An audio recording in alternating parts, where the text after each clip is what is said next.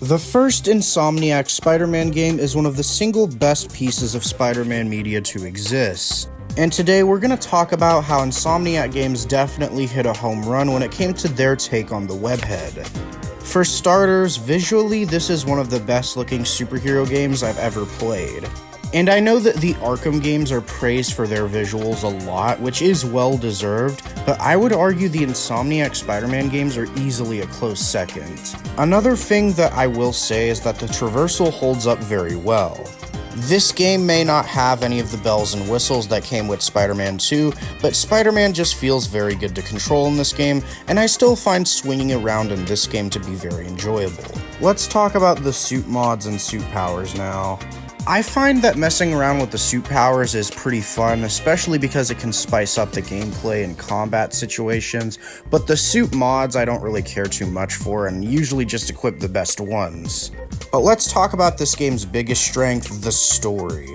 For starters, I think Insomniac's Spider-Man is one of my favorite depictions of the character. I like seeing an older Peter that's already out of high school and seeing him deal with adult life. I also really like the side characters in this game. Yuri and Spider-Man's relationship is very silly, and I like that he works with the police in this universe. I also really enjoyed the relationship between Mary Jane and Spider-Man in this game, although I will admit she is kind of annoying at certain points in the story, but overall, I would say she's a pretty decent adaptation of the character.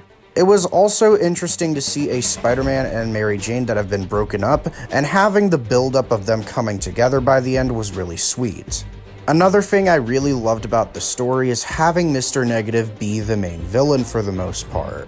I find him to be a very intimidating and ruthless antagonist, and I love how his motivations all tie back to Norman Osborn. It actually makes it more tragic when Peter has to fight Mr. Negative because we spend a lot of time with this Martin Lee persona, so we get to see the good of Mr. Negative before he starts doing all the bad stuff that he does throughout the game.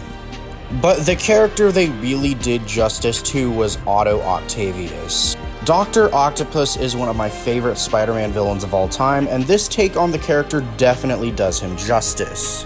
I really love the dynamic between Otto and Peter in this game. It reminds me a lot of the relationship that Dr. Connors had with Andrew Garfield's Spider-Man in the first TASM movie, and if you know anything about my channel, you know that's my favorite Spider-Man movie of all time.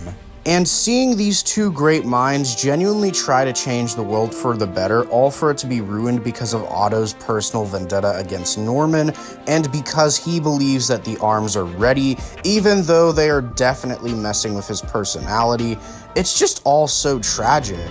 And I think the reason I love this version of Doc Ock so much is because by the end of the game, Peter realizes that the one thing he had to a role model is officially gone, and all that is left is this evil persona, and it just makes it so much more sad, man. But getting back to the gameplay, I really enjoy the combat a lot in this game. For starters, I think the stealth is really good in this game, and I like utilizing it a lot during certain missions, especially the base type missions. The combat in this game truly does make you feel powerful. Every punch really feels like it has some weight to it, and I love all the different combos that you can actually pull off. I also really enjoy getting takedowns on enemies. They just look badass and they're really fun to pull off. I also really enjoy utilizing the gadgets in combat situations. I find that they can not only add to whatever combos you're trying to dish out on enemies, but they can also drastically change the course of the fight. Another thing I do love about this game is the variety of missions it has. There are so many different types of side quests and challenges to do around the map, and as a result, the open world never feels empty. And while I don't love every type of mission that this game has to offer, I find a majority of them to be really fun to complete.